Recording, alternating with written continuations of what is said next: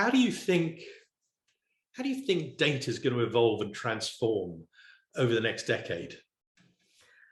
I think there's a few interesting developments. One of them is that in answer to the whole increasing concern with privacy and control, the idea that people have some control over their personal data is in some forms going to become more important. And I'm a little skeptical of this, because I think it's not as if all the data about me in the world is going to exist in my virtual pod to which I may or may not give you access, because I'm still going to be using my bus pass and my bank account and so on. All those things are still going to generate data, but maybe the kind of data that people use to do market research on me will be a bit more under my individual control. And on a societal level, I think much more importantly, that will happen, that organizations will start to say, look, we have all this data and it could be really useful for research, but we don't want to just hand over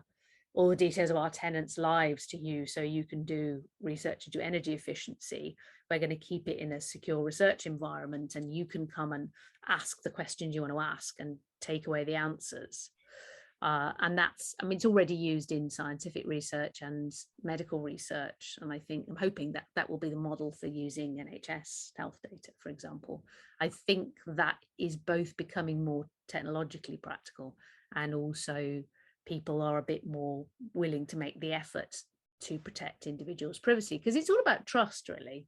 I think if you're going to trust people with data about you, then you want to feel confident that there are some kind of frameworks and controls over who gets to use it and what for, and what the results might be, even if you don't, as an individual, want to go around checking anything and everything.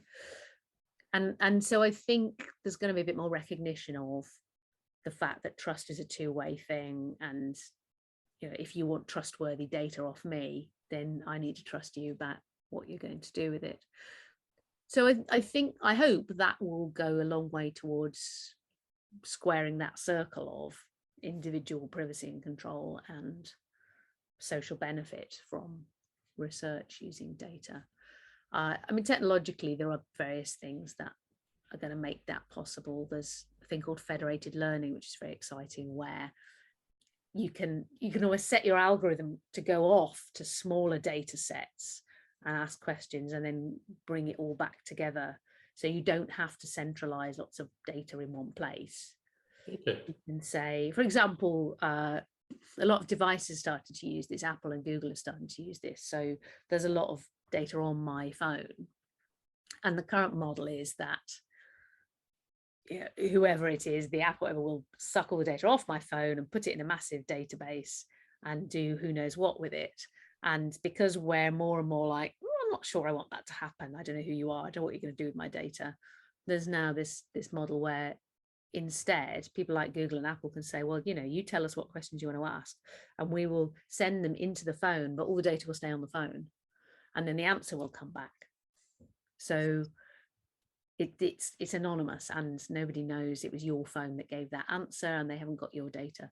So yeah. I think there's going to be a lot more of that kind of thing technologically.